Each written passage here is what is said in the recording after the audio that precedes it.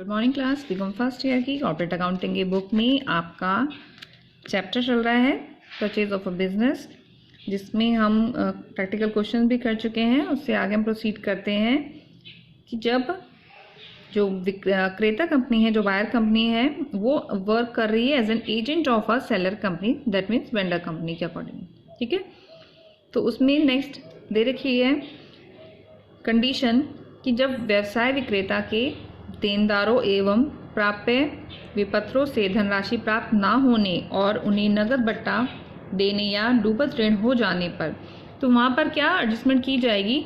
जहाँ पर vendor company के जो डेटर्स हैं या उसके जो रिसीवेबल हैं, उनसे अगर जितना अमाउंट रिसीव होना था वो रिसीव नहीं हुआ हो, या उन्हें डिस्काउंट दिया गया है, या कुछ बैड डेट्स हो जाता है, तो वो कंडीशंस दे रखी हैं। तो हम इसको आगे देखते हैं कि सपोज यदि व्यवसाय का विक्रेता, जो वेंडर कंपनी है, उसके जो देनदार हैं या उसके जो रिसीवेबल है, उससे कुछ राशि वसूल नहीं हो सकी है, या डेटर या बिल्स रिसीवेबल से जो राशि वसूल की जानी थी उसमें से डिस्काउंट कम करके, दैट मीन्स बट्टा काट कर कम राशि प्राप्त हुई है।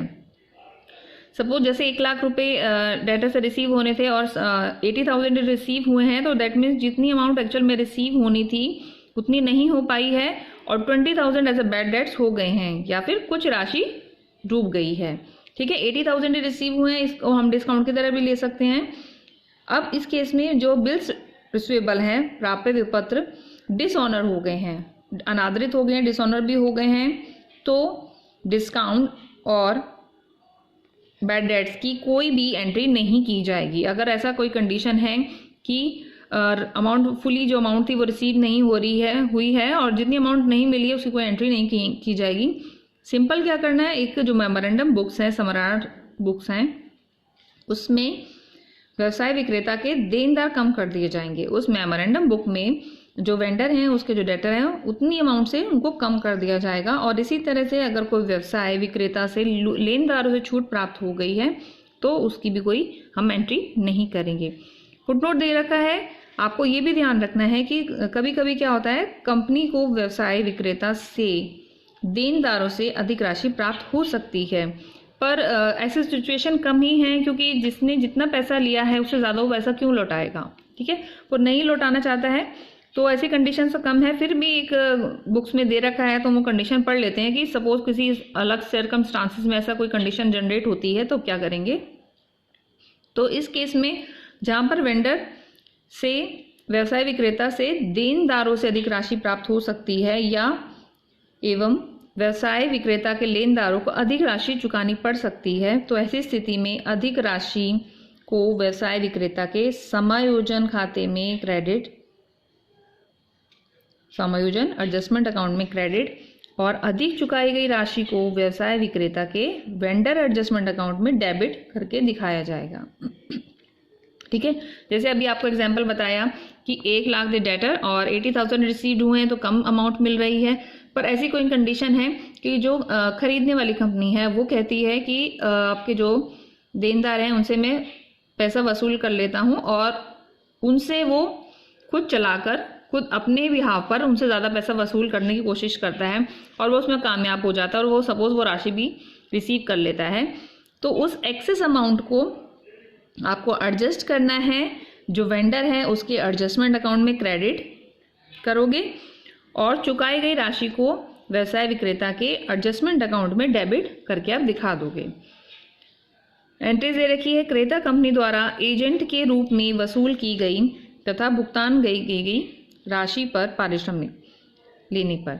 अब क्योंकि जो क्रेता कंपनी है, जो कि बायर कंपनी है, वो वर्किंग कर रही है as an agent of a vendor company, तो अब उसको हमको रेम्यूनरेशन देना है, कमीशन देना है, पारिश्रमिक देना है। कैसे करेंगे, vendors adjustment account debit to commission. क्यों, क्योंकि हम उसको अब कमीशन दे रहे हैं उसके किए गए काम के लिए। ठीक है, तो commission due at the agreed rate from vendor. Clear है यहाँ तक।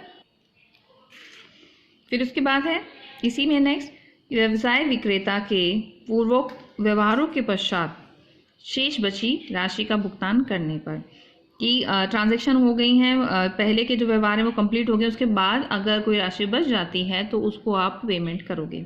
तो व्यवसाय विक्रेता को जितनी शुद्ध राशि देनी होती है, बेचने वाली कंपनी को जितनी राशि देनी होती है, यह जानने के बाद ज्ञात करके उसका व्यवसाय विक्रेता को भुगतान कर दिया जाता है।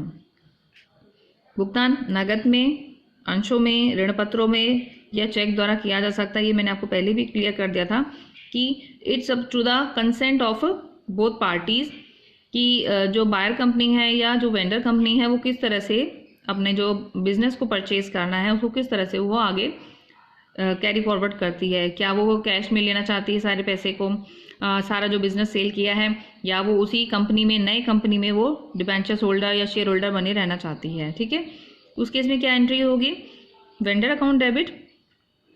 ठीक है, टू, अब वेंडर को कर रहे हैं वेंडर एडजस्टमेंट अकाउंट, वेंडर को या तो कैश दे रहे हैं या शेयर कैपिटल का पार्ट बना रहे हैं, प्रेफरेंस शेयर होल्डर बन रहा है या इक्विटी बन रहा है, या फिर वो डिबेंचर होल्डर बन रहा है, डिबेंचर्स अकाउंट। अगर ऋण पत्र दिए हैं, अगर अंश दिए हैं, अगर नगद या चेक दिया है तो उस तरह से उसको पेमेंट कर दी जाएगी। Full part payment made to vendor. ठीक है, after that the next entry is व्यवसाय विक्रेता से उपयुक्त व्यवहारों के पश्चात शुद्ध राशि प्राप्त होने पर।